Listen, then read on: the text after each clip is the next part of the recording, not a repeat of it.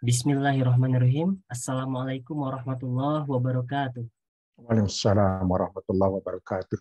Waalaikumsalam. Alhamdulillah, alhamdulillahirabbil alamin. Assalatu wassalamu ala asrofil anbiya'i wal mursalin wa ala alihi wa sahbihi rasulillahi ajmain. Amma ba'du. Yang terhormat dan yang kami hormati Prof. Syarif Hidayat. Semoga Prof sehat selalu ya Prof ya, insyaallah. Amin, amin. Amin ya rabbal alamin. Di sini juga ada Pak Cukup yang insya Allah akan hadir dan memberikan kata sambutan juga kepada kita bersama. Dan juga tak kalah pentingnya juga ada Kang Gofarana yang insya Allah akan memandu jalannya kegiatan kita sebagai moderator di acara kajian hari ini. Assalamualaikum Kang. Waalaikumsalam warahmatullahi wabarakatuh. Masya Allah. Semoga kita semua dalam keadaan sehat, walafiat, dan selalu dalam lindungan Allah Subhanahu wa Ta'ala. Amin. Ya Allah. Dan juga di sini saya haturkan terima kasih juga kepada para peserta, kepada para teman-teman, akang teteh, bapak-bapak, dan ibu-ibu sekalian, dan juga para guru dan dosen kita yang telah hadir dan menyempatkan waktunya untuk berkumpul, bersilaturahmi dalam kegiatan kita, dalam rutinitas kita, yaitu Al-Jihad Ngawas, yaitu ngaji on Zoom.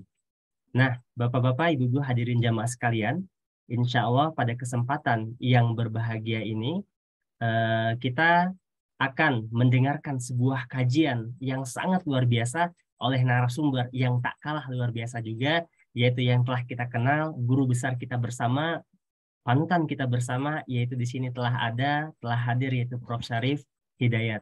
Insya Allah, Prof. Syarif ini akan memberikan sebuah ilmu, menyampaikan sebuah ilmu dan juga kajian yang berjudul tentang mengapa muslimin tergigih dalam perjuangan kemerdekaan negeri. Nah, mungkin ini adalah kajian yang sangat luar biasa. Oleh sebab itu, marilah kita dengarkan dan simak nanti dengan seksama hadirin jamaah sekalian. Namun, sebelum itu ada baiknya sebelum kita lanjut ke dalam agenda-agenda yang akan datang, marilah kita awali dengan pembacaan tilawah yang insya Allah akan dibacakan oleh Kang Awali. Kepada Kang Awali, dipersilahkan.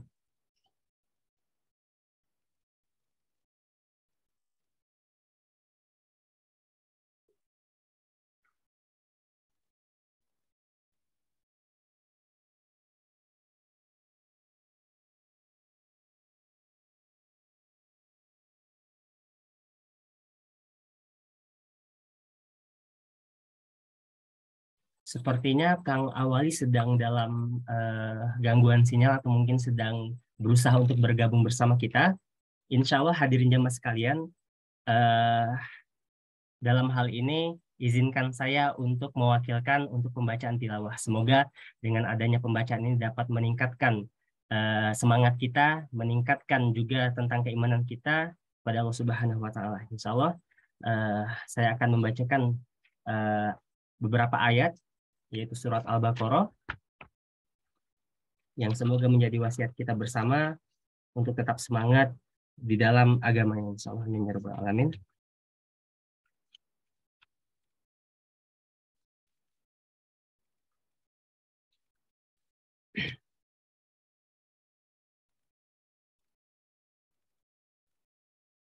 أعوذ بالله من الشيطان الرجيم. بسم الله الرحمن الرحيم. آمن الرسول بما أنزل إليه من ربه والمؤمنون كل آمن بالله وملائكته وكتبه ورسله لا نفرق بين أحد من رسله وقالوا سمعنا وأطعنا غفرانك ربنا وإليك المصير لا يكلف الله نفسا إلا وسعها لها ما كسبت وعليها ما اكتسبت ربنا لا تؤاخذنا إن نسينا أو أخطأنا ربنا ولا تحمل علينا إصرا كما حملته على الذين من قبلنا ربنا ولا تحملنا ما لا طاقة لنا به واعف عنا واغفر لنا وارحمنا أنت مولانا فانصرنا على القوم الكافرين صدق الله العظيم. Alhamdulillah hadirin jamaah sekalian, telah kita dengarkan bersama tilawah yang insya Allah semoga kita dalam kajian ini selalu melibatkan Allah Subhanahu wa Ta'ala dalam aktivitas kita, dalam segala aktivitas kita insya Allah. Baik hadirin jamaah sekalian, insya Allah kita akan lanjut ke dalam agenda kita, yang mana agenda yang akan datang adalah kata sambutan yang pada kesempatan kali ini insya Allah akan disampaikan oleh Pak Cukup Mulyana. Kepada Pak Cukup, waktu dan tempat kami persilahkan.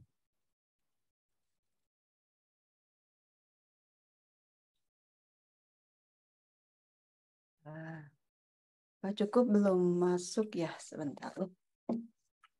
Tadi saya sudah hubungi beliau.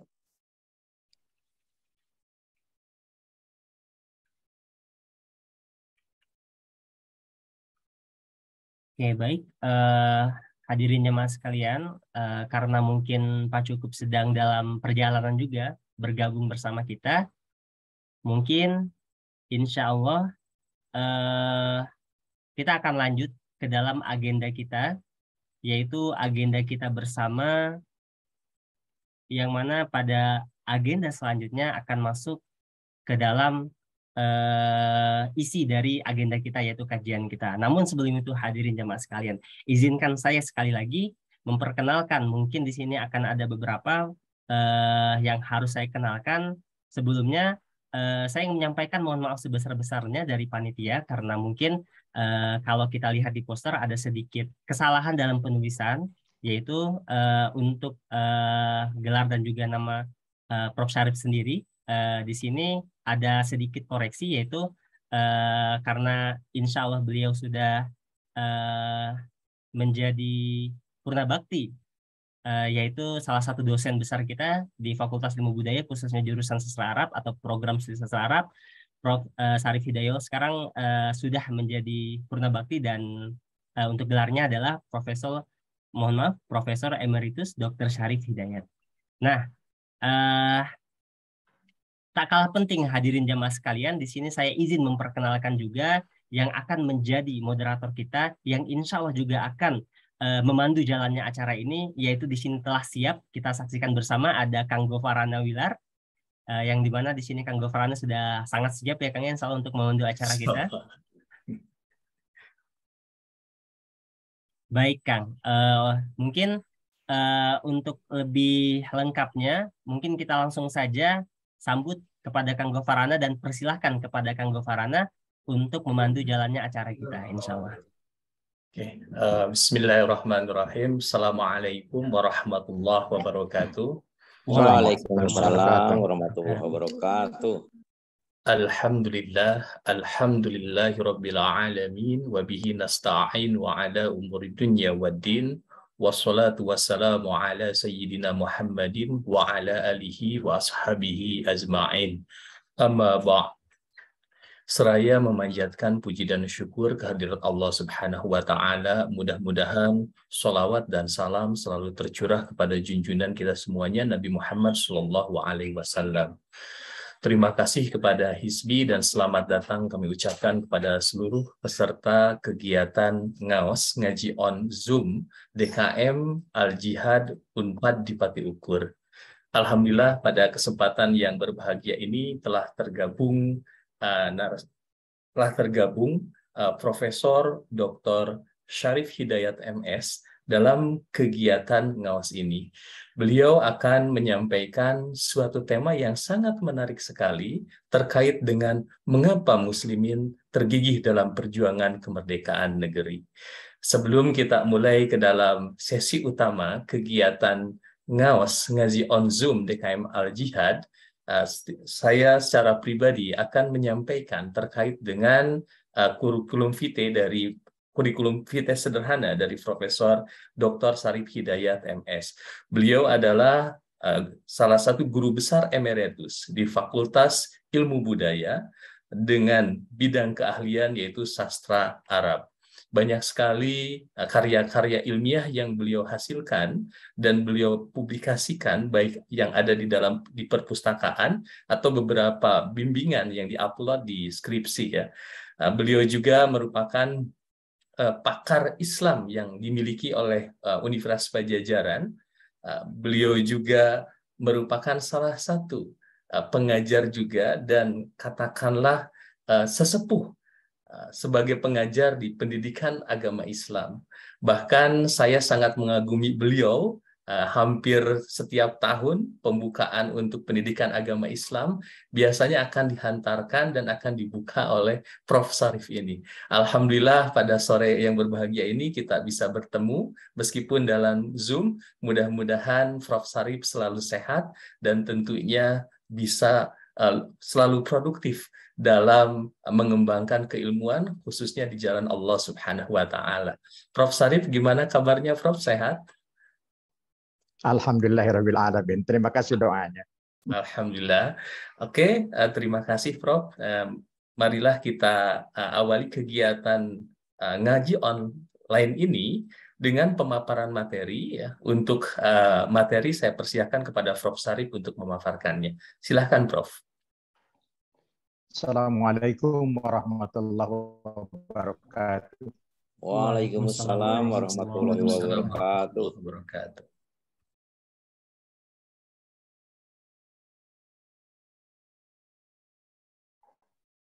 Alhamdulillahilladzi anzala ala 'abdil kitaba wal hadidan bil ladun wa yubashshirul mu'minin. Wassalatu wassalamu ala asyrafil anbiya wal mursalin sayyidina Muhammad wa ala alihi washabihi ajmain, amma ba'd. Pertama-tama saya sampaikan ucapan terima kasih kepada membawa acara dan memberikan kesempatan pada saya pada kesempatan ini untuk memaparkan tema yang awalnya yang diminta adalah refleksi nilai perjuangan Islam dalam berdirinya NKRI masa lalu, sekarang, dan masa yang akan datang. Tapi barangkali saya waktu itu menawarkan untuk dengan topik yang ya agak jarang diungkap, yaitu mengapa muslimin, pada saat ini mengapa muslimin demikian gigih di dalam memperjuangkan kemerdekaan RI ini. Dan alhamdulillah saya coba membuat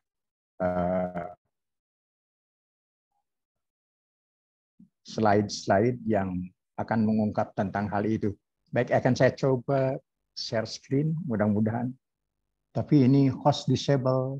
Oh ya, sebentar Pak. Screen share-nya belum dibuka. Iya. Pak, sorry.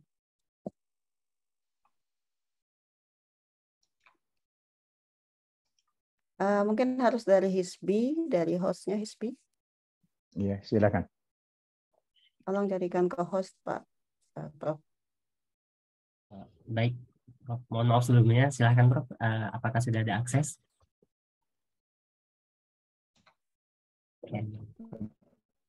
Sudah keluar? Sudah Prof. Alhamdulillah.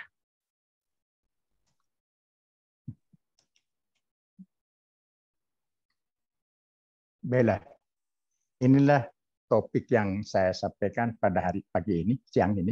Ya, mengapa muslimin tergigih dalam perjuangan kemerdekaan negeri? Nah ini, saya nggak tahu siapa ini, saya tidak tahu nih. Ya, baik, kita mulai dengan perjuangan kemerdekaan RI, perjuangan kemerdekaan yang sangat panjang. Penjajahan Belanda atas bangsa di Kepulauan Nusantara berjalan sangat panjang, 350 tahun. Mereka bercokol, menjajah, menindas, merampas, menyengsarakan masyarakat bangsa di kepulauan ini. Wajarlah bila seluruh komponen bangsa ini dengan segala keterbatasannya bangkit melawan untuk memperjuangkan harga diri, segala haknya yang mereka rampas. Periksa ini akan kita coba bahas reaksi dan perjuangan dari salah satu komponen bangsa, yaitu kaum muslimin. Kita jawab sebuah pertanyaan, mengapa muslimin tergigit dalam perjuangan kemerdekaan negeri. Yang dengan semangatnya mereka berani mengorbankan jiwa dan raganya. Mohon nanti kalau kurang jelas sharingnya di Asia Tenggara, itu di Nusantara. Sejak abad ke-16, bangsa-bangsa dunia barat seperti Belanda, Inggris, Jerman, Prancis, dan Portugis, mereka begitu tertarik dengan negeri-negeri di kawasan kepulauan di Asia Tenggara, kepulauan Nusantara ini. Ya, begitu banyak hal yang menarik dari kawasan ini, mulai dari keindahan alamnya, kekayaan alamnya yang saat itu baru terlihat di permukaan bumi saja, dan lainnya. Sementara yang di dalam bumi belum mereka lihat. Kekayaan alam di kawasan ini sangat mereka butuhkan untuk kesejahteraan negeri mereka. Itu sebabnya. Maka upaya penguasaan kawasan ini adalah satu-satunya langkah untuk mencapai tujuan mereka. Ini kita Denles, nah, dan ini bersama orangnya yang terkenal sebagai penjajah saat itu. Nah, problem besar yang mereka hadapi, yang paling berat mereka hadapi adalah faktor agama penduduk. Di samping kekuasaan berbagai kerajaan yang berkuasa di kawasan ini. Sementara agama yang cukup berat mereka hadapi adalah Islam, yang saat itu berkembang pesat dengan permunculan lembaga pendidikan pesantren. Nah, dalam mengatasi problem besar yang menjadi penghambat adalah penguasaan total bagi kawasan Nusantara. Maka kekuasaan bersifat politis mereka lakukan. Yaitu dari company berubah menjadi Hindia Belanda. Lahirlah penjajahan kekuasaan Belanda atas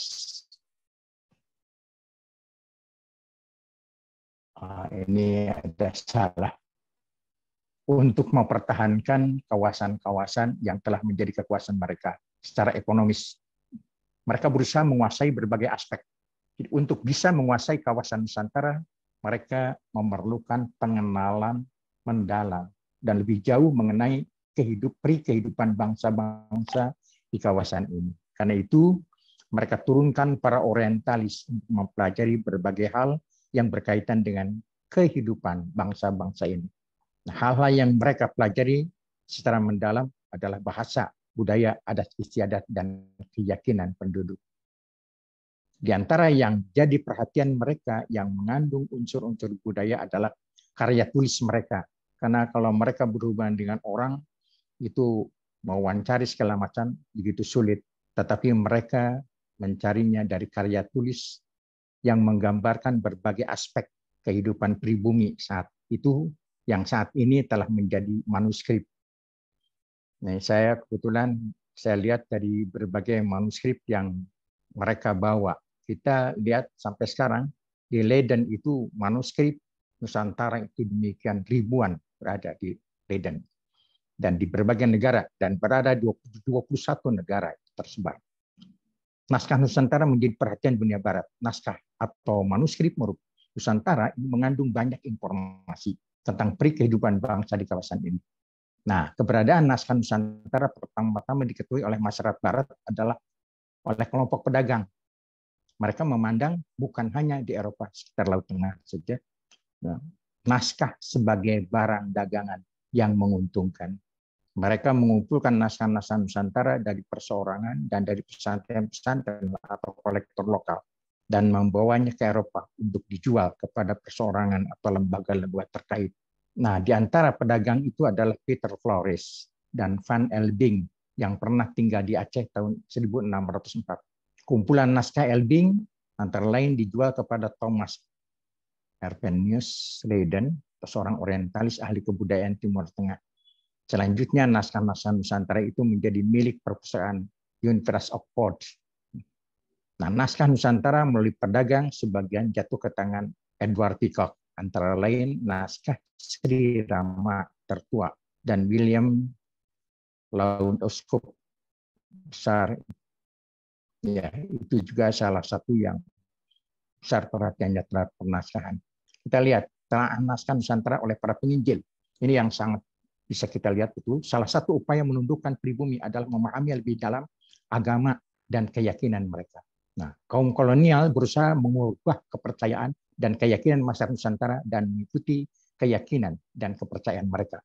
Dengan kata lain, mereka berupaya memurtadkan muslimin di kawasan ini dengan langkah kristianisasi. Ya, untuk hal itu mereka berupaya memahami bahasa-bahasa dan budaya masyarakat Nusantara. Ya, antara lain dengan mempelajari naskah-naskah Nusantara, khususnya naskah-naskah Nusantara Islami karya para ulama. Nah, mereka berusaha menguasai bahasa-bahasa Nusantara sehingga mereka melakukan penerjemahan Alkitab ke dalam bahasa-bahasa tersebut sebagai media dakwah mereka dan untuk memperkenalkan agama mereka kepada penduduk. Upaya pemurtadan bisa kita lihat pada ayat 120 Al-Baqarah. A'udzubillahi minasyaitonir rajim. Walan tarda ankal yahudu walan nasara hatta tattabi'a millatahum. Qul inna hudallah wal huda wa ittaba'ta ahwa'ahum ba'dal ladzi ja'aka minal ilmi ma laka minallahi min waliyyin wala nasir. Bahwa orang-orang Yahudi dan Nasrani tak akan pernah rela kepadamu sampai kamu mengikuti agama mereka. Katakanlah sungguh petunjuk Allah itulah yang benar-benar petunjuk. Seandainya kau ikuti keinginan mereka setelah datang kepadamu ilmu yaitu Al-Quran, jangan harap kau dapat perlindungan dan pertolongan Allah. Dan ini sampai kapanpun akan terjadi. Penerjemahan Alkitab, kita lihat. Alkitab yang maksud adalah Bible, ya. Perjanjian baru, lama dan perjanjian baru. Dan terupaya pemurtadan kaum muslimin di kawasan Nusantara adalah penerjemahan Alkitab ke dalam bahasa-bahasa penduduknya untuk memudahkan pemahaman atas agama mereka. 1600 Masehi, seorang pedagang juga penginjil Belanda bernama Riel datang bersama Jacob van Eyck. 1629 Masehi, 30 tahun setelah kedatangan Belanda di Nusantara, terbilah terjemahan Alkitab pertama dalam bahasa Melayu, sebuah terjemahan karya Albert Cornelis dan Riel.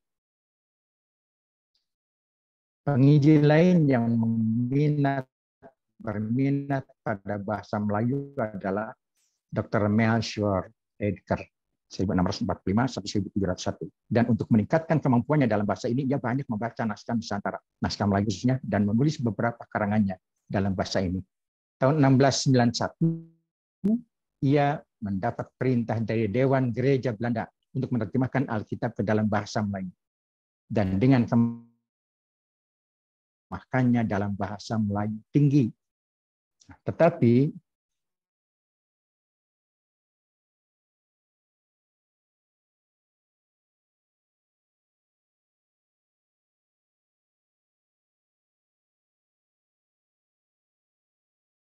terputus, apakah di HISBI juga terputus sama? Iya kan, sepertinya koneksi dari Prof. Syarif agak sedikit bermasalah mungkin. Oke. Oke. Oh iya, betul, terlempar. Mungkin bisa kita tunggu sebentar hadirin jamaah sekalian. Ini ya, juga itu. oh, Prof, gimana Prof? Ya, udah masuk lagi belum? Udah, masuk lagi, Prof. Sebentar. Tapi kita harus sharing lagi. Mangga, silakan. Ya, udah keluar lagi. Oke, sudah Prof sekarang. Ya, maaf ini mungkin ada salurannya kurang bagus. Ya, jadi ini terjemahan dalam bahasa Melayu. Dan Petrus van der Voom ini dikenal sebagai seorang yang menguasai banyak bahasa Timur Tengah, termasuk Arab dan Ibrani. Kemudian Van Paes Valentijn, 1666 sampai 1727, seorang pendeta yang berpendidikan teologi di Universitas Leiden, datang ke Indonesia dan bertugas di Kepulauan Maluku. Dari pengamatannya selama di Indonesia, ia berhasil menulis kebudayaan dari berbagai aspeknya, termasuk di dalamnya penyebutan sejumlah naskah Nusantara. Nah, perhatian terhadap bahasa dan sastra Melayu demikian besar Dan dengan penguasaan bahasa Melayu yang baik, Valentin menyebarkan Bible dan menerjemahkannya ke dalam bahasa Melayu, serta menyusun kamus bahasa Melayu. Nah, penginjil lain yang menguasai bahasa Melayu adalah Wesley dalam tulisannya Malaysia Spranwood. Nah, ini terbit 1736, melampirkan Malaysia Bookshelf, beberapa daftar naskah-naskah Melayu yang dikenal sebanyak 69 naskah dengan ringkasan isi dan deskripsi pendek. Nah, kita lihat ada NBG. NBG ini Netherlands Bijbelgenootschap.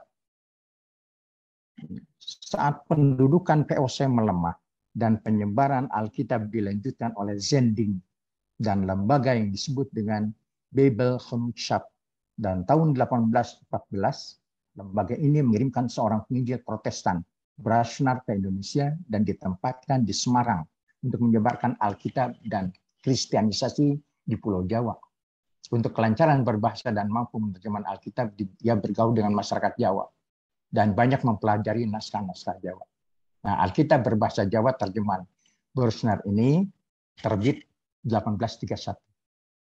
Dan buku tata bahasa Jawa karya Proef en Javaanse Spranwoord terbit tahun 1830 dan kamusnya ada, jadi Unclean Wonderboek der Hollandse, Englische en Javaanse Talen.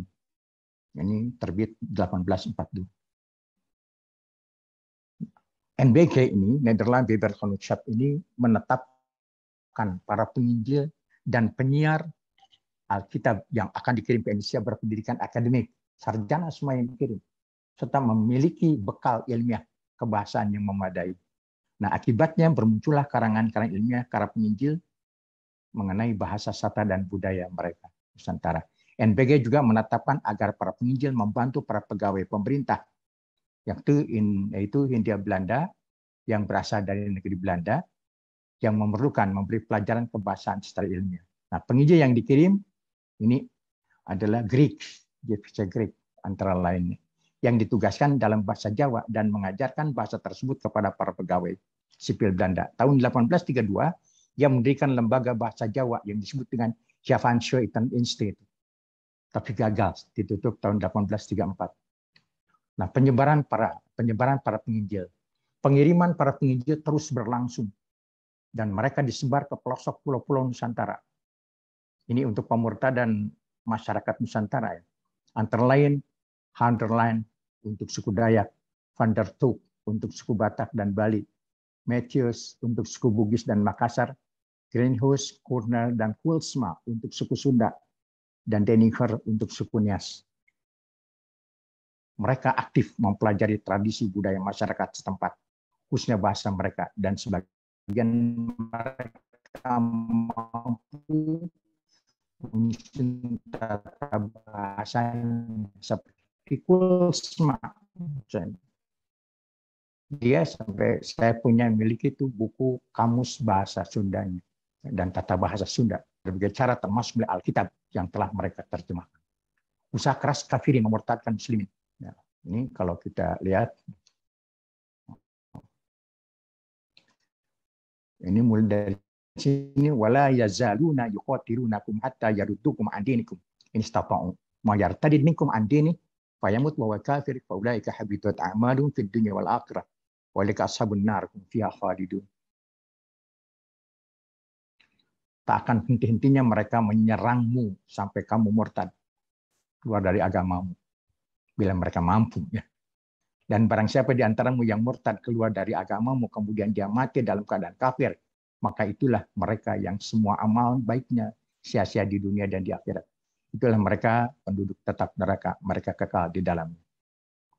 Sekarang kita lihat upaya melumpuhkan kekuatan muslimin pribumi. Perlawanan masyarakat muslim terhadap penjajah terus meningkat dan menjadi ancaman besar terhadap kelestarian penguasaan mereka di atas kawasan Nusantara. Maka pada abad ke-19, seorang orientalis Belanda ahli dalam bahasa Arab dan agama Islam, Christian Snoeker-Groningen, bergelar doktor dari Universitas Leiden, lulus tahun 1880, dipersiapkan untuk membantu pemerintah Hindia Belanda menghadapi mereka penduduk di negeri ini. Nah, Snook sangat berperan besar dalam melahirkan berbagai kebijakan menghadapi muslimin pribumi di kawasan ini. Nah, Snook merupakan terletak kebijakan kolonial Belanda mengenai Islam di tanah jajahan bumi Nusantara. Ada Kantor voor Irlandse Zaken, lembaga yang berwenang memberikan nasihat kepada pemerintah Hindia Belanda tentang masalah pribumi yang didirikan tahun 1899 merupakan wujud kebijakan yang dirintis oleh Snook Gurguranya. Nah, begitu banyak kebijakan yang dapat diambil pemerintah Hindia Belanda dengan saran dan masukan dari Snook. Nah, dengan kebijakan-kebijakan ini, pemerintah kolonial Belanda semakin percaya diri menghadapi pemberontakan dari pribumi. Kemudian usaha Snook menguasai ajaran Islam. Sebelum bertugas di kawasan Nusantara, Snook berangkat ke Tanah Suci Makkah, mendalami bahasa Arab dan ajaran Islam. Dari situ dia bisa melihat sifat fanatik Muslim Indonesia, terutama masyarakat Aceh yang susah pada saat itu. Ia tiba di Jeddah 24 Agustus 1884. Dia datang sebagai tamu dari konsulat Belanda. Ia datang khususnya untuk mengkaji masyarakat Muslim yang melakukan haji di Tanah Suci Mekah dan mereka yang belajar di sana. Mengapa? Snook berusaha memasuki dua kota suci, yaitu Mekah dan Madinah. Tapi itu tidak bisa, karena dua suci itu, tempat itu tidak bisa dimasuki oleh orang-orang kafir, orang-orang musyrik. Nah, jadi innamal musyrikuna najas, orang-orang musyrik itu najis, nggak bisa masuk ke sana. Karena itu untuk bisa masuk, dia menyatakan masuk Islam dengan mengganti nama Abdul Ghaffar. Nah, dia melakukan penelitian mengenai jamaah haji ya, Indonesia yang umumnya sepulangnya dari Tanah Suci, mereka menjadi penggerak dalam pemberontakan terhadap penjajah yang sangat berbahaya, mengancam kelestarian penjajahan mereka. Seperti kita kenal misalnya dengan pada Perang Padi itu, kemudian mereka itu pulang dari sana. Dan di Banten pun sama, pemberontakan para haji terjadi. Nah, usaha penelitiannya di Tanah Suci berhasil dengan lahirnya tulisannya yang dengan foto-foto jemaah haji Indonesia dan berbagai pulau dan kota. Tahun 1984, hasil penelitiannya telah diterjemahkan ke dalam bahasa Arab dan London untuk mengenang Makkah 100 tahun yang lalu. Berjudul Makkatul Mukarramah mundu mi'ata am dalam bahasa Arab. Alhamdulillah saya dapat buku itu di Makkah pada saat itu. Makkah Al-Mukarramah mundu mi'ata am atau Majmu'at Dr. Snook Gurguranya. Baik, kita lihat. Ini adalah Snook Gurguranya yang kita kenal dia Christian Snook Gurguranya. Ini bukunya. Jadi ini bukunya kebetulan saya miliki ya. Jadi ini bukunya di dalam bahasa Arab. Nah, jadi ini buku putar persis bisa dilihat. Kemudian di situ ada foto-foto dan di foto-foto jemaah haji dari Aceh. Semua jemaah haji dari tiap daerah yang ada di situ difoto, diambil foto. Ini jemaah haji dari Mandailing tahun 1884. Ini jemaah haji dari Kerinci. Ini saya sebagian saja. Ini jemaah haji dari Palembang. Ini jemaah haji dari Mandar, Sulawesi. Ini jemaah haji dari Jepara. Ini jemaah haji dari Pontianak. Ini jemaah haji dari Martapura. Ini jemaah haji dari Ambon dan Kepulauan Kai dan Banda. Jadi itu sampai lengkap. Ini sebagian yang saya masukkan. Kedatangan Snook di bumi Nusantara. Sekarang kita lihat, Snook datang ke bumi Nusantara Indonesia tahun 1889 untuk meneliti suku Aceh yang dianggap paling kuat Islamnya dan paling sulit ditundukkan. 9 Juli 1891 dia datang di Aceh dan menetap di Pekan Aceh. Ia membantu Gubernur Van Hertz dalam upaya menaklukkan daerah Serambi Mekah. Nah, ia menyampaikan berbagai nasihat dan masukan tentang langkah-langkah yang harus dilakukan pemerintah Hindia Belanda dalam menghadapi sikap pribumi, khususnya dari kalangan para ulama, kiai, santri, dan kaum muslimin. Nah, ia meyakinkan pemerintah Hindia Belanda bahwa Islam tidak mengenal sistem kependetaan. Itu yang inti mereka sampaikan. Ini beberapa saran penting Snoek untuk pemerintah Hindia Belanda. Pertama, dengan kekhawatiran bahwa Islam merupakan kekuatan yang mengancam kesetarian penjajahan Belanda atas Indonesia, maka muncul berbagai kebijakan atas saran Snoek. Antara lain, pertama, memberikan kebebasan dalam bidang agama dalam arti sempit dan menindak tegas berbagai langkah dan gerakan muslimin yang mengarah pada penentangan dan pemberontakan secara politis.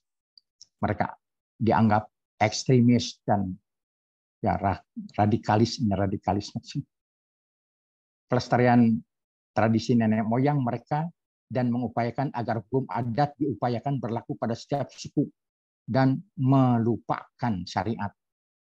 Itu upaya mereka. Jadi tradisinya dikembangkan. Dan itulah maka di Sumatera Barat mereka menentang dan lahirlah sebuah pernyataan mereka yang menyatakan adat Basandi syara Basandi Kitabullah.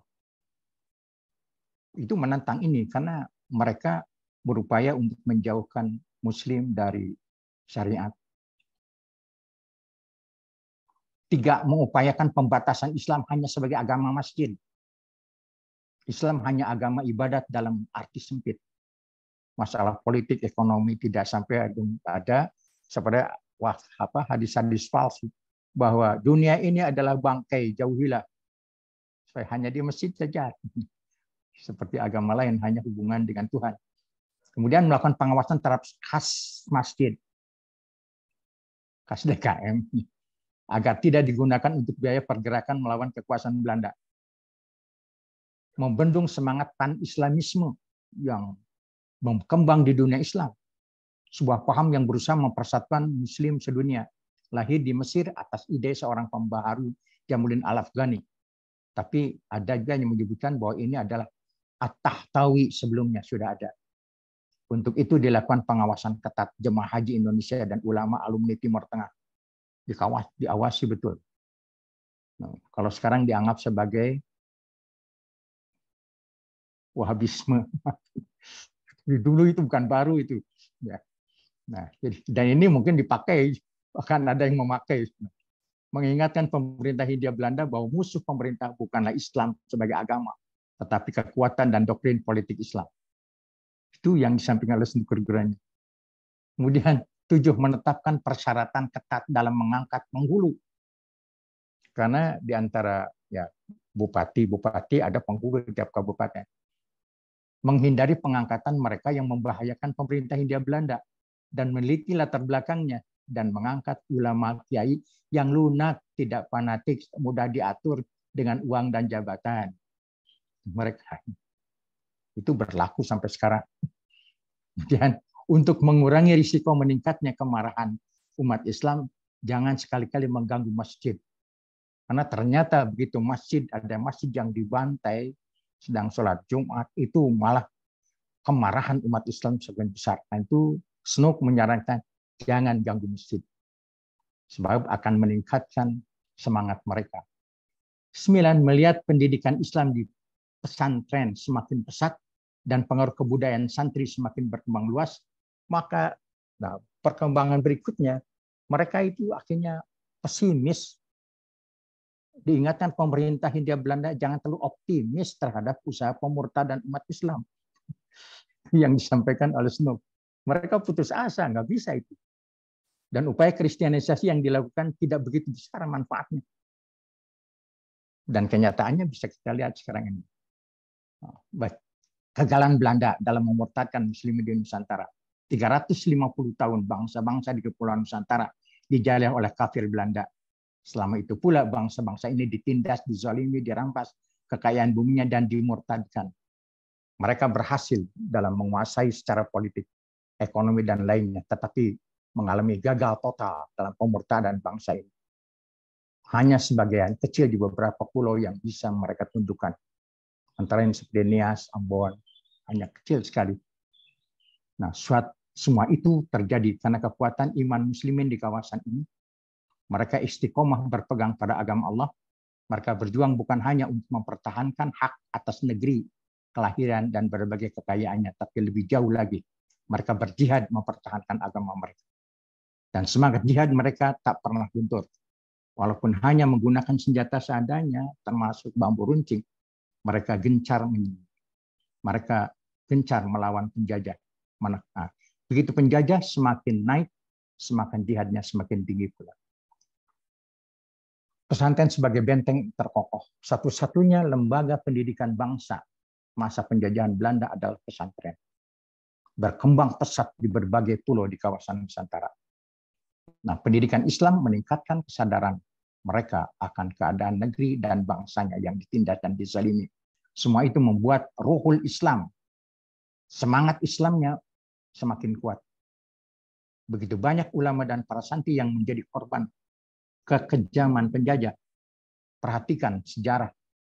Berapa banyak mereka yang dibunuh. Berapa banyak mereka yang diasingkan. Seperti kita kenal Syekh Yusuf Al-Makassari. Yang diasingkan jauh sampai ke Cape Town, Afrika Selatan. Sampai sekarang di sana banyak masyarakat Indonesia di Afrika Selatan. Itu adalah mereka yang diasingkan ke sana. Hanya satu tekad mereka dalam berjihad. Ish kariman au mut syahidan. Tidak ada lagi. Hidup terhormat dengan merdeka atau mati syahid. Dua-duanya sama.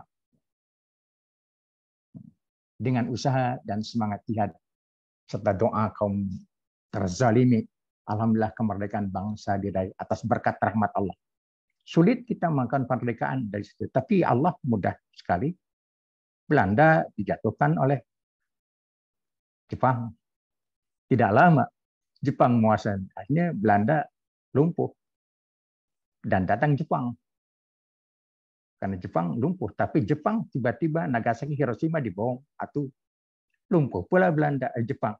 Dan saat itulah karena atas rahmat Allah pada masa kekosongan itu kemerdekaan lahir dan dibacakan kami bangsa Indonesia. Dengan ini menyatakan kemerdekaan Indonesia.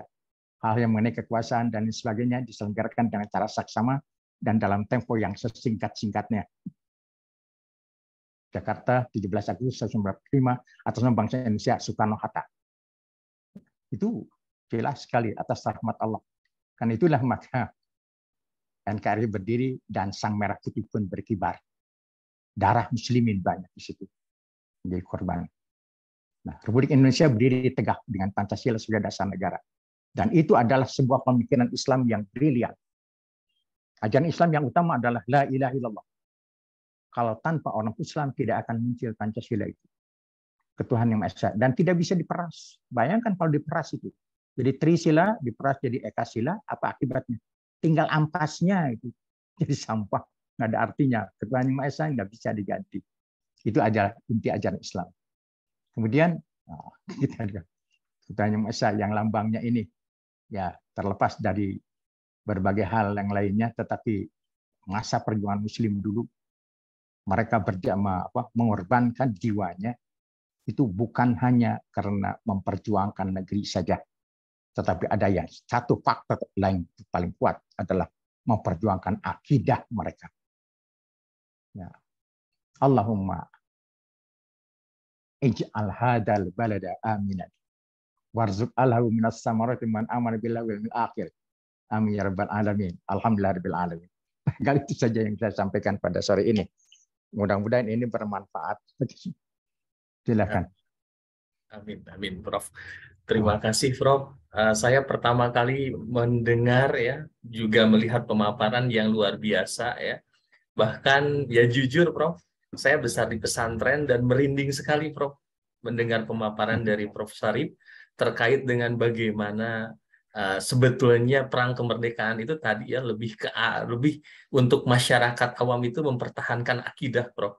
Itu sangat luar biasa sekali, Prof. Itu sangat menggugah dan saya hakul yakin mungkin ya para syuhada ya, para pahlawan yang telah gugur betul-betul menjadi tadi ya mati syahid atau hidup mulia. Luar biasa sekali, Prof. Sangat merinding saya ya.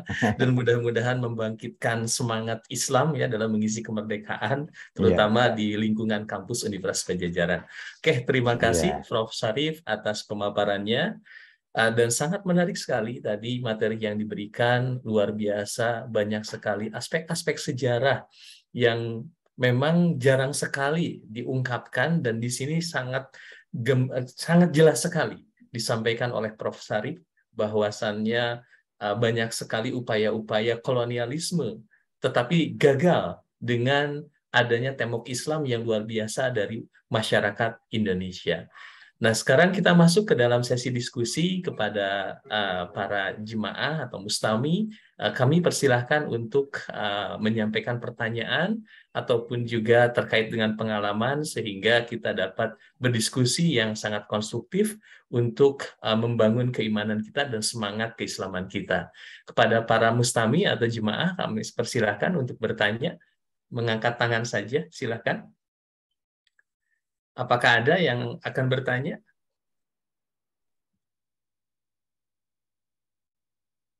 Oke, ini Prof, mungkin dari saya dulu ya Prof ya.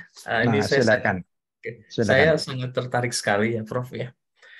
Tadi bahwa kolonialisme berlangsung kurang lebih. Oh, silakan Prof. Bapak SG Najar terlebih dahulu, mangga Pak. Oke. Silakan, Assalamualaikum warahmatullahi wabarakatuh, Prof. Assalamualaikum warahmatullahi wabarakatuh. Jazakallahu khairan. Terima kasih pencerahannya. Dan ya di usia senja ini juga masih mendengar gitu walaupun pada saat kemerdekaan belum lahir gitu. Tapi rupanya yang namanya lebih baik hidup mulia atau mati syahid itu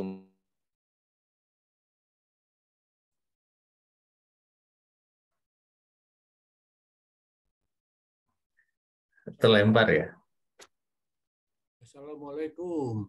Waalaikumsalam. Warahmatullahi wabarakatuh. Maaf ini rupanya tiba-tiba di tempat saya mati listrik. Jadi wifi-nya pakai anak itu. Jaringan kurang baik. Aku tentu biasa nampilkan banget abdi yeuna aya masalah di komputerna. Kerja jangan Zahid. Ya, assalamualaikum. Alhamdulillah. Amin. Abdi tiasa. Pak Rahmat, alhamdulillah. Terima kasih Pak Rahmat. Urayan anu pangersa diuningakeun. Begini ya Pak Kerja Jangan Sahidnya di Pak Uparana biasa nyebatnya Pak Profesor Said nyebat Kerja Jangan Sahid ya, Sahid Hidayat. Ada hal yang sangat menarik bagi saya itu ya. Pertama bahwa Rasulullah SAW bersabda kan, duniamu, bahasamu adalah batas duniamu. Nah ini yang menarik adalah. Dan ternyata itu dikuasai oleh orang asing. Jadi makin kuat orang menguasai suatu bahasa, maka orang itu akan bisa memahami dunia lebih luas lagi. Kemudian tadi saya tertarik dengan uraian Kerja Jangan Sahid yang berkaitan dengan aspek penguasaan bahasa, penguasaan budaya. Nah, ini yang sangat bagus dan nanti akan menguasai pola berpikir orang itu. Barulah pola pikir itu diarahkan kepada yang dituju. Nah itu ya yang kalau yang saya tangkap, mohon itu dikoreksi oleh Kerja Jangan Sahid. Yang kedua yang saya ingin tanyakan tuh kita selalu berpegang pada dijajah 350 tahun.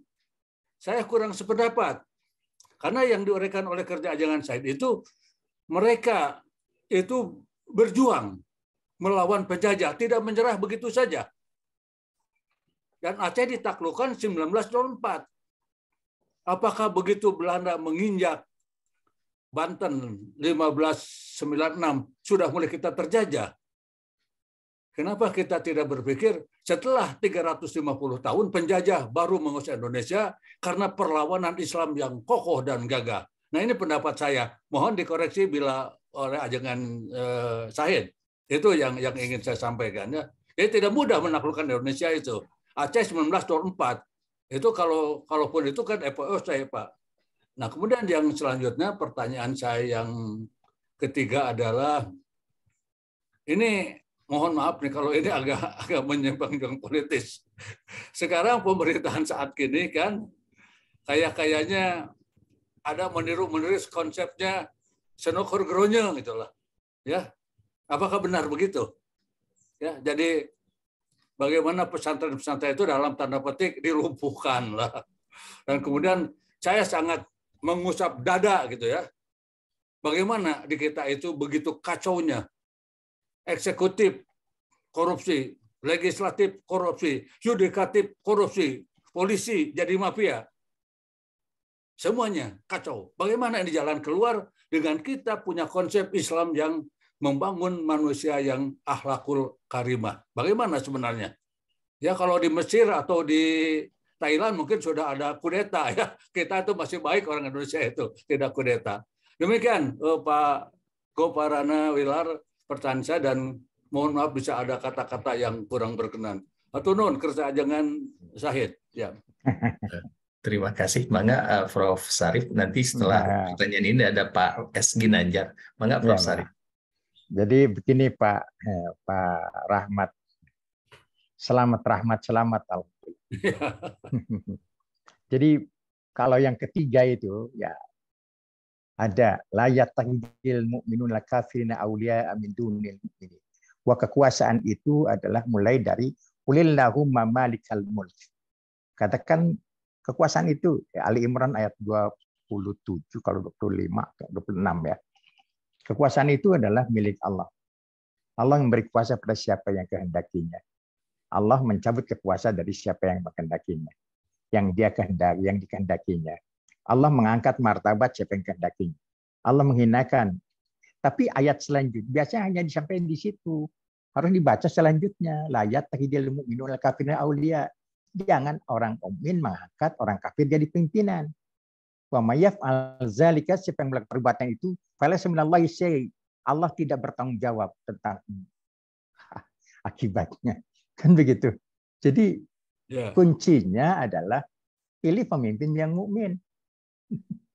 Yang taat kepada Allah. Apalagi yang berhak jadi imam, yang bisa jadi imam dalam sholat itu pantasnya gitu. Karena sekarang terjadi begitu ya karena ya faktor keimanan. Banyak orang mukmin tapi bukan muslim. Ketika satu saat qalat ya Arabu amanna, orang-orang Arab Badui menyatakan amanna. Kul katakan oleh Muhammad, jangan mengatakan amanna. Wakul aslamna, baru masuk Islam dulu. Tidak ada iman. Lam yadkhul iman fi qulubikum. Belum ada iman di dalam hati. Jadi faktor keimanan, kan itulah maka sebaiknya faktor keimanan menjadi dasar utama di dalam segala hal. Kemudian tadi mengenai bahasa penguasaan betul. Dengan menguasai bahasa satu bangsa, bisa menguasai banyak hal tentang bangsa itu. Nah itu Belanda dulu dengan para penginjil yang datang dari Dewan Gereja sana, kemudian juga dari Bijbelsgenootschap, Nederland Bijbelsgenootschap, MPV, itu mereka pelajari semua untuk bisa menentukannya. Dari mana harus menentukannya. Dan salah satunya adalah yang dikirim adalah Snukkurgroennya. Snukkurgroennya sampai di Bandung menikah. Di Aceh menikah dengan orang Aceh. Di Bandung dengan putra dalam Bandung. Orang-orang banyak ketipu, padahal dia adalah orang munafik. Orang munafik yang mempelajari Islam untuk menghancurkan Islam di negeri ini. Dan jadi itu yang kedua. Tadi yang keduanya saya lupa. Kalau nanti kurang, nanti insya Allah pada pertemuan Kemisan Pak. Nah, karena sama sering pertemuan Kemisan dengan Pak Rahmat itu. Insya Allah nantilah kita bicara lagi. Terima kasih. Ya. Halo Nun, kerja dengan Syahid. Ini saya sangat tertarik. Sering-seringlah Al-Jihad mengadakan hal-hal yang seperti ini. Alhamdulillah mencerahkan ya. Nuhun pisan. Assalamualaikum warahmatullahi wabarakatuh. Waalaikumsalam. Oke, terima kasih Bapak. Terpotong Pak Ginanjar, saya persilahkan. Ya punten pengersa. Ini tiba-tiba di tempat saya itu aliran PLN-nya terputus, mungkin sedang perbaikan jaringan, jadi agak karena ini menggunakan seluler ya, mungkin mudah-mudahan bisa jelas didengar oleh Pak Ustadz. Jadi betul Prof, jadi amat sangat mencerahkan, dan mungkin inilah bahwa walau bagaimanapun ya ilmu itu dipandu oleh wahyu Allah Subhanahu wa taala ya. Oleh karena itu ya saya sangat tersentuh bagaimana kita menggelorakan terutama kepada kaum muda ya, seperti Pak Isbi dan kawan-kawan ini Pak Wilar ya. Jadi bagaimana itu supaya ya, seperti pendahulu kita bahwa lebih baik hidup mulia atau mati syahid itu. Karena itu memang ya itulah tujuan kita hidup di dunia. Oleh karena itu ya mungkin dengan pencerahan dari Pak Ustadz ini mungkin bisa kita lebih gaungkan, terutama di kalangan yang lebih aranom gitu lah, yang lebih banyak ini banyak waktunya. Terima kasih Prof. Jazakallahu khair. Amin, amin, amin. Terima kasih Pak.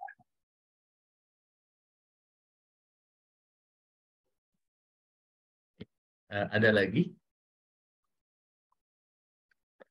Oke, ini Prof menyambung pertanyaan saya tadi ya, cukup menarik dan saya tadi sekali lagi sangat merinding sekali ya mendengar histori bagaimana perjuangan umat Islam untuk mempertahankan akidahnya justru ya, sehingga berujung mempertahankan tanah air seperti itu. Tadi saya tangkap dari pemaparan yang Prof Sari paparkan bahwasannya meskipun ratusan tahun sampai saat ini dan kita analisis keberhasilan Belanda untuk menyisipkan akidah mereka itu sangat kecil sekali. Nah ini tentu tidak terlepas dari ada suatu katakanlah kunci mungkin ya dalam akidah kita sehingga meskipun 300 tahun lebih itu mereka berjuang mengubah akidah kita dan terbukti kita nenek moyang kita masih teguh memegang akidah Islam. Nah, menurut analisis Prof. Sarif, kunci apakah yang membuat nenek moyang kita itu akidahnya itu betul-betul terjaga ya, sehingga dapat kita katakanlah dijadikan inspirasi dalam kehidupan sehari-hari dengan berbagai macam katakanlah godaan, kita tetap teguh memegang akidah dan juga dapat merefleksikan dalam kehidupan sehari-hari sebagai hamba Allah yang soleh dan soleha. Itu pertanyaan yang pertama. Pertanyaan yang kedua, Prof, saya menganalisis ya tadi bahwa justru pesantrenlah merupakan ujung tombak. Pesantren ini kita analisis kalau zaman dahulu adalah tempat pendidikan informal, Prof. Bukan pendidikan formal seperti sekarang kan diformalkan ya. Kalau dahulu kan informal gitu. Nah, kalau saya selalu percaya Prof dengan istilahnya tangan langit ya, istilahnya tangan Allah Subhanahu wa taala ya, bahwasannya kedekatan seorang hamba kepada Allah itu akan sangat memudahkan tentu pertolongan Allah kepada hamba tersebut. Nah, pertanyaan saya kan dari kampung ya Prof ya, apakah memang dari dulu katakanlah banyak sekali keutamaan para ulama ya, yang terjaga kesuciannya sehingga betul banyak sekali pertolongan Allah yang di luar nalar manusia itu terjadi sehingga katakanlah keimanan warga masyarakat kita selalu terjaga dan patuh kepada ulama. Mangga Prof hatur nuhun atas kesempatannya. Baik. Ini suaranya ada kedengaran? Terdengar, Prof. Ya. Jadi begini, dulu itu waktu zaman penjajahan, pendidikan satu-satunya pendidikan pribumi adalah pesantren. Semua orang-orang Muslim pendidikannya di pesantren.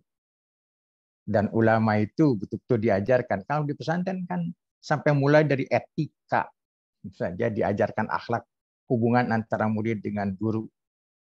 Dalam kitab Ta'lim wa Ta'alim.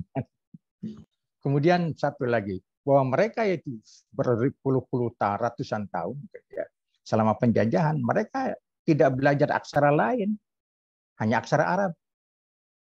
Kan itu yang disebut oleh aksara Arab. Kemudian para ulama dulu dan orang-orang kita menulis dalam aksara Arab. Maka lahirlah aksara Pegon di Jawa, di Arab Melayu, di Arab Melayu untuk tanah Melayu. Kemudian Buriwuleo untuk di mana? Untuk di Sulawesi Tenggara. Di Sulawesi Selatan disebut dengan bahasa Serang, aksara Serang. Dan hanya aksara itu, aksara yang sudah dimodifikasi dan mereka sebut oleh orang-orang Arab. Di sana banyak tulisan-tulisan kita dalam bahasa Sunda, bahasa Arab, dalam bahasa Sunda, bahasa Jawa dan bahasa lainnya ditulis di ulama-ulama kita di sana di Makkah. Karena itu mereka orang-orang sana menyebutnya aksara Jawi. Jadi mereka semua belajar aksara Jawi. Surat menyurat pakai aksara Jawi. Pakai aksara Arab semua. Begitu merdeka, maka lepaslah. Mereka yang tidak di pesantren tidak bisa aksara itu. Jadi malah jadi musibah dengan merdeka itu dari satu sisi. Di mana orang dulu saya waktu tingkat SD ya, dulu belajar aksara Arab Melayu oleh guru agama. Sekarang tidak ada lagi. Jadi mengapa dulu begitu kuatnya? Pertama, bahwa pendidikan hanya satu yang itu. Sementara sekarang pendidikan ada pendidikan gaya barat dan segala macam. Jadi karena itulah maka setelah merdeka maka itu sekolah gaya barat dengan bahasa aksaranya menggunakan aksara Latin. Bahasanya. Kemudian banyak yang tidak bisa lagi aksara Arab. Dan akibatnya cukup besar. Sehingga lahirlah dulu Kementerian Agama kebingungan. Karena pesantren ada dua kubu. Jadi pesantren dulu malah sekolah-sekolah itu dianggapnya sebagai oleh pesantren dulu adalah sekolah-sekolah Belanda. Sementara pesantren akhirnya banyak gap terjadi. Maka Kementerian Agama melahirkan pendidikan agama dalam bentuk madrasah aliyah, madrasah sanawiyah, menggabungkan dua itu. Dan jadi kalau kita lihat memang mengapa dulu begitu kokoh, karena pendidikan pesantren luar biasa kuatnya. Dan orang-orang juga semua belajarnya di pesantren dan pengajian adalah kiai. Malah dulu para orang-orang datang untuk ingin menjadi satu, menjadi warasatul anbiya, menjadi pewaris Nabi. Ilmu itu adalah Al-Quran. Itu satu saya, kalau tidak salah kemarin saya pernah sampaikan waktu khutbah di di MRU ya, Masjid Raya. Bahwa banyak sekali kita ini orang-orang kita malah justru menjauhkan mahasiswa dari Quran. Mengharamkan mahasiswa untuk mengutip Al-Quran dalam tesis, disertasi. Dan saya pernah berdebat dengan seorang guru besar tentang hal itu. Itu ilmu itu. Dan itu tidak percaya pada ilmu Allah. Jadi seperti itu. Dan insya Allah kalau sekarang salah satunya adalah pendidikan agama. Itu saya termasuk yang paling marah ketika agama di Unpad. Yang dulu waktu saya kuliah itu 4 semester. Menjadi 2 semester, menjadi 1 semester. Kemudian diubah, dikebiri menjadi 4 pertemuan. Itu sekarang nggak tahu sekarang sampai di mana, kan saya tidak ngajar lagi. Jadi itu harusnya pendidikan agama justru ditingkatkan. Saya setuju kemarin Adi Hidayat waktu Unpad bersyukur. Dia menyampaikan bahwa tidak bisa ditinggalkan, bahwa ilmu yang paling tinggi, kalau saya cenderung, ilmu yang paling tinggi adalah ilmu yang lewat wahyu. Dan dulu pada masa Daulah Bani Abbasiyah itu ilmu yang tertinggi adalah ilmu agama, ilmu al-Islam. Barulah ilmu-ilmu lainnya, ilmu mulai dari natural sciences, kemudian baru social sciences dan humaniora. Baru ujungnya ke bawah. Yang pertama itu ilmu agama. Dan itu ilmu. Karena itu kalau kita nanyakan, yang namanya harus banyak duduk di majlis ilmu. Majlis ilmu bukan majlis matematika, bukan majlis fisika. Tapi majlis ilmu adalah yang kaji ayat-ayat Al-Quran itu. Nah, sebagusnya kita ke sana sekarang. Kalau saya cenderung untuk malah tidak justru menyimpang. Maka itu aja barangkali yang bisa saya sampaikan.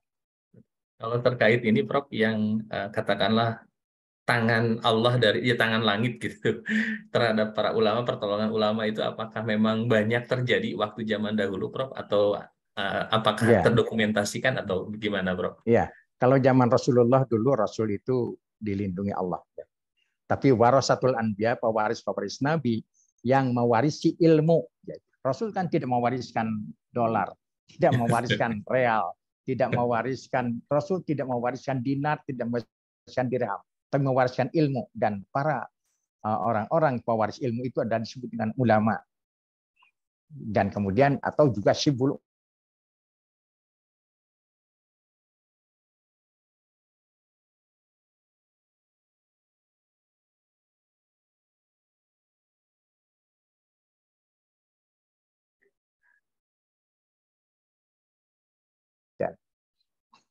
Kalaupun meninggal, tidak masalah. Karena dua-duanya tidak rugi. La taqul lima yuqtalu fi sabilillahi amwat. Jangan kau katakan orang yang mati dalam jalan Allah itu mati. Mereka tidak. Bal ahya, tapi mereka hidup di sisi Allah. Ya, barangkali itu saja. Silakan. Oke, terima kasih Prof. Berikutnya Pak Ginanjar tadi raise hand lagi. Enggak Pak? Ini setuju dengan Prof. Sarif ya. Jadi memang betul Prof, kalau ada yang melarang masukkan nomena dalam disertasi, saya agak aneh juga gitu. Kalau kebetulan di tempat saya ngajar justru wahyu memandu ilmu. Jadi tidak ada satu ilmu pun yang tanpa ayat atau hadis gitu. Yeah. Jadi ini memang mungkin agak bertentangan begitu di tempat orang-orang kafir sekolahnya. Karena kalau di orang Muslim seharusnya ya memang wahyu memandu ilmu, tidak ada ilmu tanpa wahyu. Setuju sekali Prof. Dan memang ya ini saya sangat senang ya ada Bang Hisbi, ada Kang Wilar gitu ya, yang masih anom dan sangat sangat baik dalam syiar dakwah ini. Dan memang itulah yang mungkin ya perlu kita lanjutkan ya, mungkin penerus kami inilah mungkin, apalagi Prof. Sarif itu ya, saya juga sama sudah mendekati 70 Prof, jadi ya mungkin sudah masanya kita sudah agak rehat dan mungkin ini saya sudah lewat. Malah jadi begini. Terima kasih sekali. Jadi memang betul. Tongkat masih kepada beliau, dan tadi betul Prof, saya sangat setuju. Jadi tanamkanlah kepada generasi muda kita, dan saya memang sangat setuju dengan tadi kata Prof bahwa sebetulnya pendidikan itu di pesantren ya. Kalau tidak salah kakek saya, kebetulan kakek saya seorang guru juga gitu. Jadi baik mengatakan sebetulnya itu kalau pada saat sekarang kalau diumpamakan itu yang pelajaran-pelajaran di strata 3 di tempat yang kata tadi formal ya, kata Kang Wilar itu. Sebetulnya itu sudah diajar di sanawiyah itu kalau di pesantren. Betul tidak Prof Sarif? Ini mungkin pencerahan saja untuk adik-adik kita yang masih Prof. Ya, memang betul. Jadi ilmu itu harus dipandu wahyu. Betul. Karena justru turunnya wahyu kalau manusia menemukan ilmu itu lewat 3 jalur. Satu jalur yang wahyu, itu Allah memberikan langsung. Tapi yang kedua, seperti pada An-Nahl ayat 78, aku lahirkan kalian dari ibu, kalian tanpa tahu apa-apa. Allah berikan indra, Allah berikan akal pikiran. Maka berikutnya, akal pikiran dan indra itu harus dibimbing dengan di UIN, di Pasca UIN, kemarin saya nguji, beberapa yang lalu saya nguji di Pasca di sana, di UIN, di Pasca, itu tertulis bahwa ilmu dipandu wahyu, itu betul, harus dipandu wahyu. Jadi karena itu di perguruan tinggi bukan untuk mengajarkan hal-hal yang lain di dalam masalah agama, tapi bagaimana hal-hal yang berkaitan dengan penyakit-penyakit agama yang penyakit-penyakit yang turun melalui ilmu pengetahuan. Ilmu datang dari dunia barat bukan hanya ilmu saja, tapi pemikiran-pemikiran sekuler itu cukup kuat. Sehingga ada orang-orang yang minta jangan ilmu digabungkan dengan agama, digabungkan dengan ilmu. Itu kan sekularisasi. Dan termasuk ada yang saya pernah berdebat dengan seorang guru besar ketika saya menjadi promotor dan dia jadi promotor. Ketika seorang mahasiswa, Pak gimana katanya? Ini Prof, ini promotor saya mengatakan begitu, katakan saya yang menyuruh. Jangan dibangunkan ayat aturan itu. Landasannya wahyu. Jadi kadang-kadang terjadi seperti itu. Jadi itu ilmu itu adalah bahwa Al-Quran itu adalah ilmu yang Allah turunkan dan lebih tinggi martabatnya dari ilmu-ilmu lainnya yang bisa memberikan bimbingan kepada manusia dalam kehidupan dunia dan akhirat. Ya, barangkali itu Pak Ginanjar. Ya, jadi kalau Prof. Hatur nuhun Pak Ginanjar dan juga Prof Sarif ya. Apakah dari jemaah ada yang ingin ditanyakan? Saya persilahkan.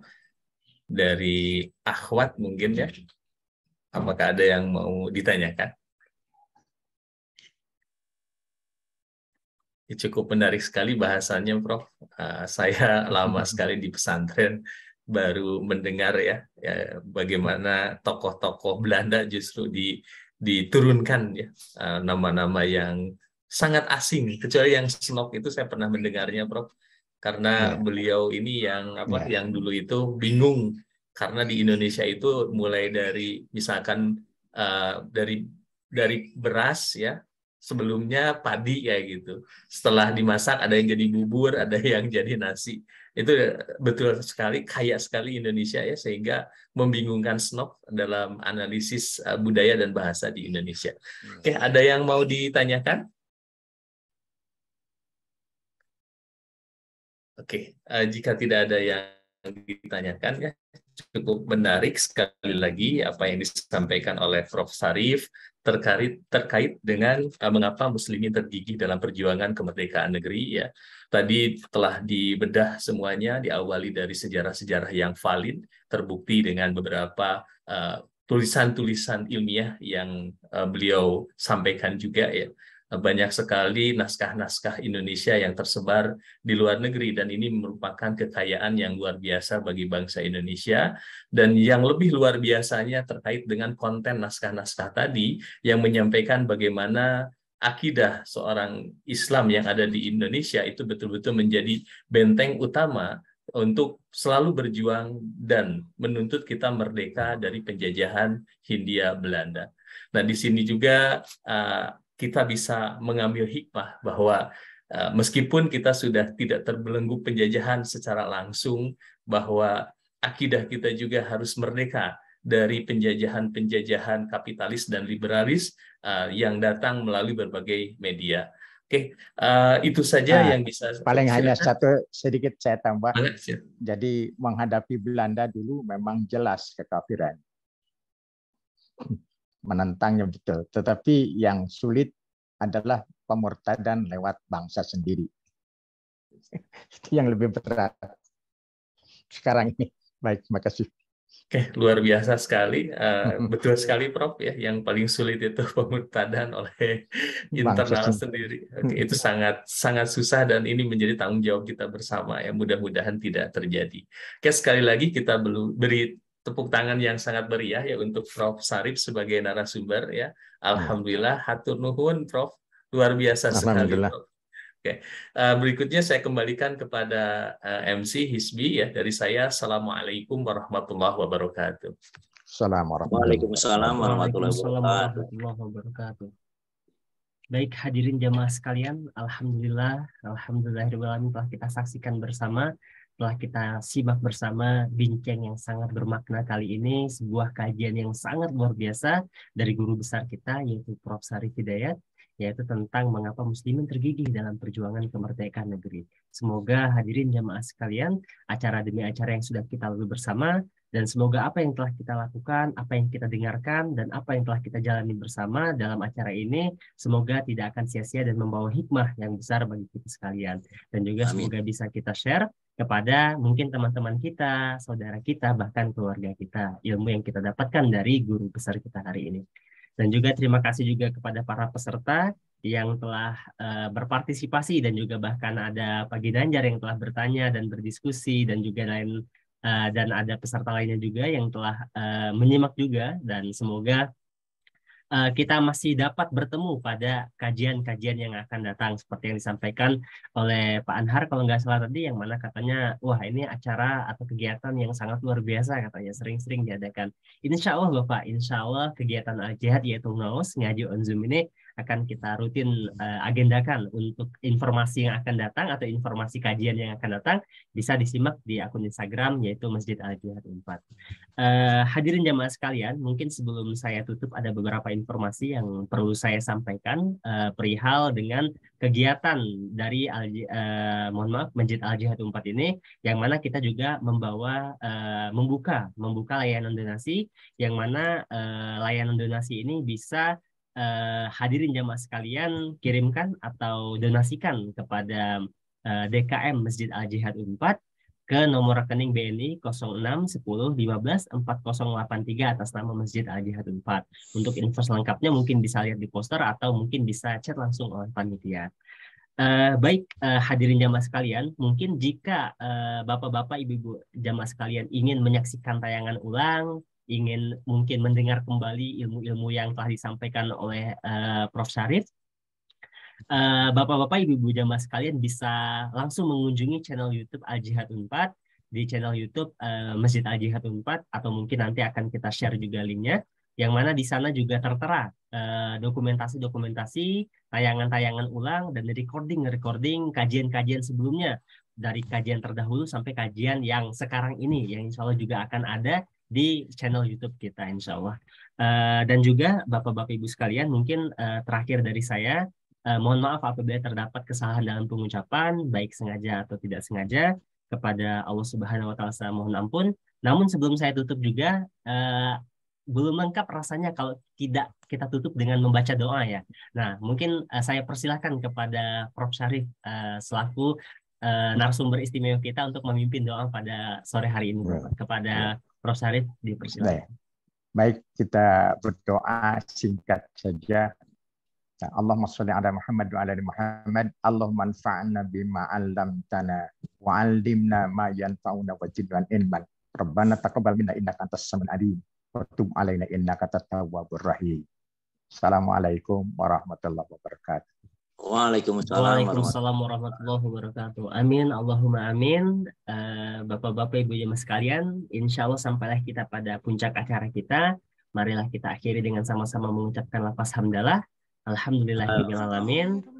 Kita tutup. Wassalamualaikum warahmatullahi wabarakatuh. Waalaikumsalam warahmatullahi wabarakatuh. Dulu Prof. Syarif. Oh iya, mohon maaf sebelumnya Bapak-bapak, Ibu jemaah sekalian. Mungkin saya lupa satu agenda lagi kita. Mungkin sebelum keluar mohon maaf sebesar-besarnya. Mungkin kita bisa dokumentasi 1 atau 2 screenshot ya mungkin ya. Jadi mungkin kepada bapak-bapak, ibu-ibu jemaah sekalian yang mungkin ini bisa on kamera yang masih ada di sini, bisa kita untuk dokumentasi bersama. Kita tunggu mungkin sekitar kita kasih waktu sekitar 10 detik saja nih. Ya, mungkin insya Allah cukup untuk mempersiapkannya. Yang tidak berhalangan mungkin bisa untuk on kamera. Baik, terima kasih banyak. Oke. Karena di sini ada 2 slide, jadi akan ada 2 kali dokumentasi atau screenshot. Kita akan langsung saja mulai dari sesi pertama. Siapapun itu ya, saya tidak bisa menyebutkan di slide 1 atau kedua, tapi insya Allah kita siap-siap saja bersama ya. Baik, saya akan hitung mundur dari hitungan 3, 2, 1. Oke, baik. 1 kali lagi. Saya izin untuk save dulu. Oke, di slide kedua bisa stay. Dan siapkan, baik, saya akan hitung 3, 2, mohon maaf saya ulangi lagi karena ada kesalahan. 3, 2, 1. Oke, baik, hadirin jamaah sekalian, bapak-bapak, ibu-ibu, akang, teteh, dan semuanya. Terima kasih banyak sekali lagi saya ucapkan, dan juga semoga kita bertemu di kesempatan yang akan datang. Wassalamualaikum warahmatullahi wabarakatuh. Waalaikumsalam warahmatullahi wabarakatuh. Warahmatullahi wabarakatuh. Hatur nuhun. Terima kasih semua.